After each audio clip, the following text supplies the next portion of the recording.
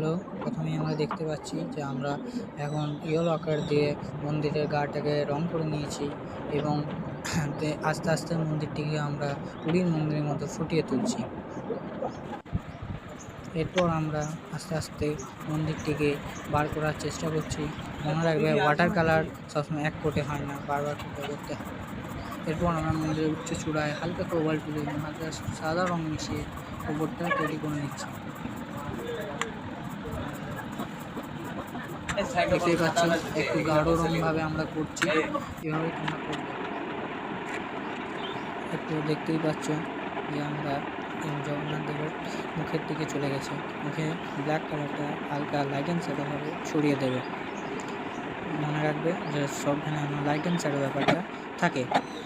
এরপর আমরা জগন্নাথ দেবের হাতে চলে যাচ্ছি, হাতে গিয়ে এবং কানে আস্তে আস্তে ইয়েলো আকার কিংবা হালকা ডিপ ইয়েলো যেটা থাকে ভিডিয়ান হিউ সেটা দিয়ে দিতে পারো। এরপর আমরা জগন্নাথ দেবের গায়ে চলে যাচ্ছি, গায়ে হালকা সবুজ অর্থাৎ আমাদের গ্রিনটা অলিভ গ্রিন এবং হালকা লাইট গ্রিন দিয়ে এবং রেড দিয়ে করে দিলাম। এরপর আমরা সেকেন্ড কোটে আমরা জগন্নাথ দেবের চক্র এবং সুদর্শন চক্র এবং শঙ্খ করে দিলাম এবং আমরা মুকুটটা করে দিলাম। এরপর আমরা পতাকার দিকে চলে যাচ্ছি, পতাকাটা আস্তে আস্তে আমরা বার করে নিলাম। দেখতেই পাচ্ছি সুদর্শন চক্র যেটা মন্দিরের উপর থাকে সেটাও আমরা বার করে নিলাম। এরপরে আমরা যেটা করবো শ্রী চৈতন্য দেবের দিকে চলে যাবো। তার আগে জগন্নাথ দেবের ময়ূর পাখাটা করে নিলাম। আস্তে আস্তে অনেক ধীরে সুস্থ ওয়াটার কালার করতে হয়, যেহেতু ওয়াটার কালার যারা প্রথম শিষ্য তাদের প্রথম একটু অসুবিধা হবে, কিন্তু পরে আস্তে আস্তে ঠিক হয়ে যাবে। এরপর আমরা শ্রী চৈতন্য দেবের দিকে চলে যাবো, শ্রী চৈতন্য ফেসের দিকে আস্তে আস্তে থার্ড কোটটা দিতে। থার্ড কোট দেখতে পাচ্ছ আমি ইউজ করেছি আমাদের লাইট গ্রিনের সাথে হালকা ব্ল্যাক এবং হালকা ইয়েলো আকার মিশিয়ে যে কালারটা আছে সেই কালারটা আমরা স্কিন টোনে দিয়েছি। তোমরা এইভাবে দিতে পারো, কিংবা তোমরা রেড অ্যান্ড ইউর সাথে হালকা অলিভ গ্রিন কিংবা লাইট গ্রিন মিশিয়ে বডি কালারটা দিতে পারো।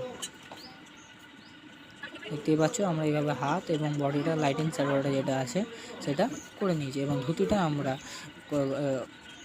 কুশন ব্লুর সাথে হালকা একটু ব্ল্যাক মিশিয়ে করে দিচ্ছি যাতে উঠে যায়। এরপর আমরা মন্দিরটায় যাবো, মন্দিরটাতে একটু লাইট গ্রিনের সাথে লাইট ব্রাউনের সাথে একটু ডার্ক ব্রাউন মিশিয়ে